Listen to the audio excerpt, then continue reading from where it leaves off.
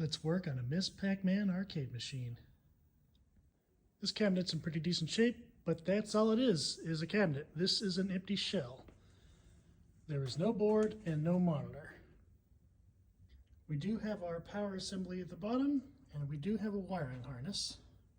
Now you may remember from my previous Miss Pac video that I was able to put together a fully working Miss Pac board with some of the parts that I had laying around, so I do have a board to put into it. And I've got shelves and shelves of CRTs here, most of them 19s. I'm sure we can find a suitable one. I've got a K4600 here with some relatively minor burn-in. Looks like it's from a Stern Scramble. The note I've left here says it's good, but it needs a recap. I think this is a perfectly good candidate to use in this cabinet. Now the monitors that go into a Miss Pac use special brackets, but I was digging through my parts and I've got a pair. So theoretically, once I recap that monitor, all I gotta do is put everything in here and I've got a Miss Pac. Let's start by testing out these fuses here in the bottom and see if any of them are blown.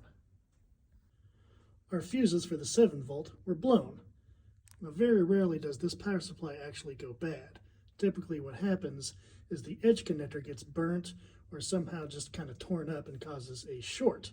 So what we're going to do is we're going to clean up these fuse holders with some sandpaper, replace them, and then power it on without a PCB and see if they blow again. Now let's power it on. Seemed to be good. Went to check if the edge connector was putting out the proper voltages, and it wasn't putting out any voltages. Turns out those fuses wouldn't have blown because they weren't getting any power. Turns out my power cord is bad. There's no continuity between one of the blades of the plug going to here, so I need to replace the power cord outright anyway. We tried again with a working power cord, and we've got no blown fuses. We even have a working marquee light and corn dough lights. More importantly, we have good voltages at our edge connector. So let's plug in our PCB and see if it plays blind. Well, I get a lot of hum out of the speakers and it won't coin up. I know it's a good board, so what I could really use is a visual clue from the monitor to tell me what's going on. So let's focus on that before I worry too much about this. Let's get this K4600 capped, get the brackets installed, and get it put into that cabinet.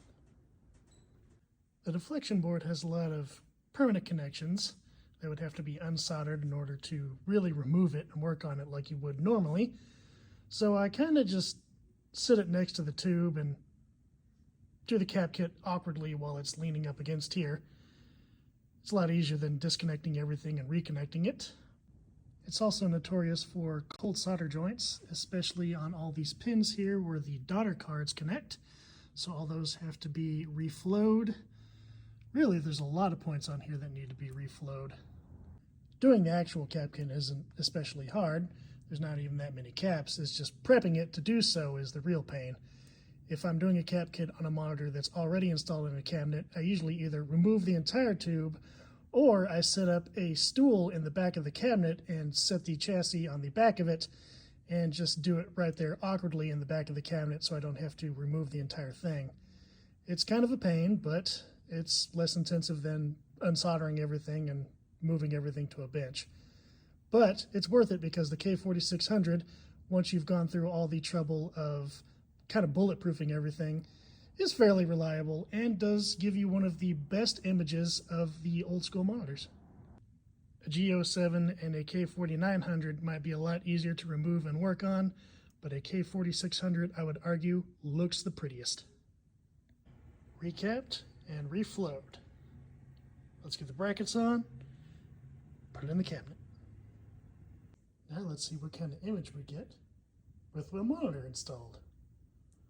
Well, a whole lot of nothing. I guess this doesn't do much for diagnosis. We've got this other Miss Pac-Man in here for repair. We're going to use it to help diagnose this one, and the only thing I could find wrong with this one so far is the power cord seems to be bad. Looks like it's broken internally. That's probably the only thing wrong with it. Okay, never mind, it's playing blind, so there is something wrong with it, but I can confirm that that PCB works. So I can at least test that PCB in here to make sure that this monitor works Or I could test that PCB in here to see if it plays blind, or I can figure something out. Okay, so we moved the PCB from the one that was playing blind over to the one that we're working on, and at least proven that the monitor that I rebuilt does work and looks good, but that means that the PCB that I put together that has proven to work before apparently doesn't, which is a real bummer. But at least we have a basis to go on, and I can use the parts from this PCB to test the parts from the other PCB and find out where I went wrong. I don't know how, but somewhere along the way, this chip went bad, but I had a replacement. That took care of it and got our board back up and running. Our monitor is looking great. Let's just get this cleaned up and reassembled.